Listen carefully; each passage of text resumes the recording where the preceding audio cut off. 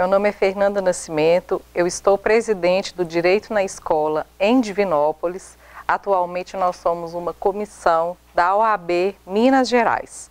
Hoje eu estou aqui na Escola do Legislativo de Divinópolis para falar um pouquinho sobre o direito civil.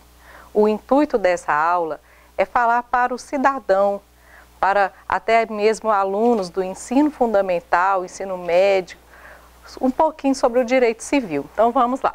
O direito civil, ele está aqui contemplado dentro do direito privado. Para fins meramente didáticos, nós dividimos o direito entre público e privado. O direito privado é aquele que regula a relação entre os particulares.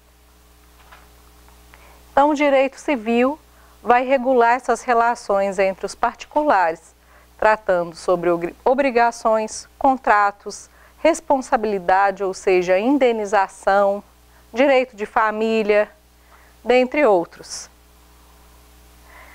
Dentro do direito civil, nós temos aí, dentro do direito, as pessoas naturais, que são aquelas seres humanos que têm um CPF, estão cadastrados junto ao governo, e também temos as pessoas jurídicas, que são aquelas que surgem aqui na nossa realidade jurídica a partir de um contrato social, e aí elas são constituídas como empresas ou instituições e vão ter aí um CNPJ, ou seja, estarão no Cadastro Nacional de Pessoas Jurídicas. Quais são as vantagens de ser pessoa física ou jurídica? Então, a pessoa jurídica, ela vai ter aí o CNPJ, a pessoa física um CPF, e ambas vão poder ter direitos e deveres.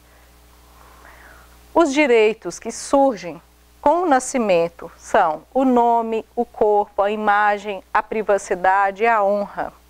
Então, cada pessoa tem esse direito resguardado e para a pessoa física esses direitos são resguardados desde a concepção. Então, o nascimento vai confirmar esses direitos.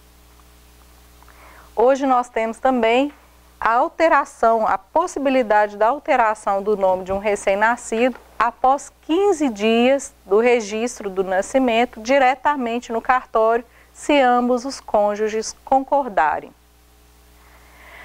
A personalidade é suficiente para que a pessoa pratique todos os atos da vida em sociedade? Não é suficiente, nós vamos falar por quê. Nós temos no nosso ordenamento as crianças e os adolescentes, que são as pessoas, as crianças de 0, com a idade de 0 até 12 anos incompletos, e os adolescentes de 12 anos até 18 anos incompletos. Para o direito, crianças e adolescentes podem fazer compras. Então, a gente tem aqui uma questão para passar para os estudantes. Em regra geral, não. Por quê? Porque elas ainda não têm a capacidade plena para praticar todos os atos da vida civil. Elas têm personalidade, esses direitos da personalidade que já são aí protegidos desde a concepção do ser humano. Então, a gente tem a regra geral. Aos 18 anos, a pessoa fica apta a praticar todos os atos da vida civil. A exceção, nós temos aí a emancipação voluntária, quando ambos os pais registram esse documento em cartório, ou judicial, quando pelo menos um deles concede essa permissão ao filho, porém o outro não concorda e ela pode ser feita judicialmente, com o casamento aos 16 anos, mesmo se depois a pessoa vier a divorciar, ela continua emancipada, ela continua apta a praticar todos os atos da vida civil, um curso superior, economia própria ou aprovação em concurso público. A gente tem um caso no sul do país de uma pessoa aprovada com 17 anos. Então, ela já conseguiu alcançar e estar apta a todos os atos da vida civil. Quais são esses atos? Ser testemunha, casar, celebrar contratos. Quais são os tipos de relação que o direito civil vai regular? Então, aqui dentro do direito civil, nós vamos tratar sobre bens, propriedade, vizinhança, contratos, indenização, família e herança, conhecido também como sucessões. Os bens, eles podem ser móveis ou imóveis. E essa classificação tem por critério: esse bem pode perder as suas qualidades naturais se ele for removido de um lugar para outro? Se sim, ele é um bem imóvel. Propriedade. Quem é dono e o que é propriedade? Em regra, para o direito, o dono é aquele que registra, é aquele que tem o documento daquele bem. E aí, ele tem o direito de doar, vender, enfim, dispor daquele bem como ele bem entender. Mais especificamente, hoje nós vamos trabalhar sobre os contratos. O que é um contrato? Se a gente analisar bem a palavra contrato, nós temos aqui trato, pacto ou acordo. Esse contrato vai ser firmado entre duas ou mais pessoas para estabelecer direitos e deveres. Quais são os contratos mais comuns que nós temos? Compra e venda. De um lado, uma pessoa entrega um bem para outrem e recebe um valor em troca, um valor pecuniário. Uma doação. Uma pessoa entrega um bem e não recebe nada em troca. Uma doação, no caso, simples, pura. Locação. Um imóvel, por exemplo, ou até mesmo um bem móvel, que vai ser devolvido no mesmo estado em que foi entregue, vai ser utilizado por um período de tempo mediante uma remuneração, que geralmente é mensal. Prestação de serviços. De um lado, uma pessoa presta o serviço e recebe por aquele serviço, né, um valor em pecúnia. Contrato de transporte, também um contrato muito comum. Hoje nós temos, além dos transportes públicos, coletivos, nós também temos os aplicativos, os transportes que são feitos aí por particulares para outros particulares. E o contrato de transporte é um contrato de fim. Então, a pessoa que está prestando esse serviço, ela tem a obrigação de levar aquele passageiro até o seu destino em segurança, bem como seus pertences. Temos outro tipo de contrato que não está previsto aqui. Na verdade, temos vários contratos. Um outro que eu gostaria de mencionar é o contrato de comodato, em que uma pessoa empresta um bem a outra sem receber por aquele empréstimo. Então, nós temos aí a locação, em que uma pessoa paga um aluguel, e no comodato não. E é bom também deixar isso registrado, deixar formalizado, para no futuro não haver nenhuma dúvida sobre o que ficou estabelecido. Outra coisa muito importante, outro ponto importante, eu acabei de falar sobre formalizar o contrato. Fernanda, e se eu não formalizo um contrato? Se eu simplesmente falo que eu vou fazer alguma coisa, esse meu falar tem alguma importância para o direito? Sim. A fala, o compromisso feito por uma das partes também gera um dever para uma das partes, e é claro que se ela tiver um documento é muito mais fácil, caso tenha algum problema, para ela vir questionar isso judicialmente.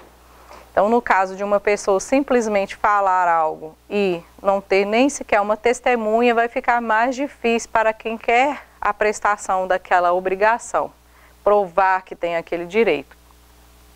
E por outro lado, a mera conduta de uma pessoa também pode simbolizar aí a contratação. Então, vamos pensar numa pessoa que vai celebrar um contrato de transporte. O mero gesto dela num ponto de ônibus, ela adentra naquele coletivo e passa ali, faz o pagamento daquele valor daquela passagem, ela já fez um contrato de transporte. Quais são os deveres que podem ser estabelecidos em um contrato? Então, a gente pode ter o dever de entregar, o dever de fazer e o dever de não fazer. Então, pensando aqui nesses contratos que nós mencionamos, compra e venda. A compra e venda com a entrega, com o registro, se for um bem imóvel, a gente vai ter essa entrega dessa coisa, e o recebimento do valor em contraprestação. O mesmo se dá com a doação. Agora, na prestação de serviço, a gente tem uma obrigação de fazer. Então, a gente tem esses prestadores de serviços como diaristas, pedreiros, advogados, médicos, dentistas. Então, vamos ter aí obrigações de fazer. E obrigação de não fazer. Se você tiver, por exemplo, um artista que tem um contrato em que ela firma essa obrigação, eu não vou dar entrevista para outra emissora. Então, ela tem uma obrigação de não fazer. O mero ser entrevistada por outra emissora ou às vezes ceder a imagem para outra emissora já é uma quebra de contrato, porque ela tem a obrigação de não fazer. E o que é preciso para um contrato ser válido? Se a gente for pensar, um contrato para ele ser válido, ele precisa ter partes capazes. Então nós temos aqui duas pessoas que, pela imagem, elas têm mais de 18 anos, um objeto lícito e uma formalidade pelo direito.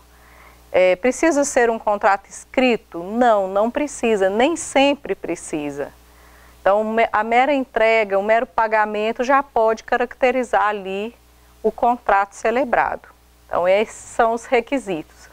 Contratos inválidos para o direito são aqueles celebrados mediante violência, mediante uma ameaça, ou até mesmo quando uma das partes camufla uma realidade para fazer a outra, induzir a outra parte a erro. Isso daí gera o que a gente chama de vício na manifestação da vontade daquela parte. Quando isso acontece, essa pessoa tem 4 anos para poder pedir junto ao Poder Judiciário a anulação daquele contrato, daquele negócio que foi firmado em contrário à sua vontade. Bom, pessoal, nós somos da Comissão Direito na Escola, estamos em parceria com a OAB de Minas Gerais, temos canal no YouTube que é o Direito na Escola, vocês vão encontrar outras aulas sobre outros temas também nesse canal. E para fazer contato conosco, nós temos aqui o nosso e-mail e também o Instagram, tanto do Direito na Escola Estadual, Direito na Escola oficial@gmail.com, e aqui em Divinópolis, Direito na Escola div@gmail.com, e o Instagram @Direito na Escola e o @Direito na Escola div.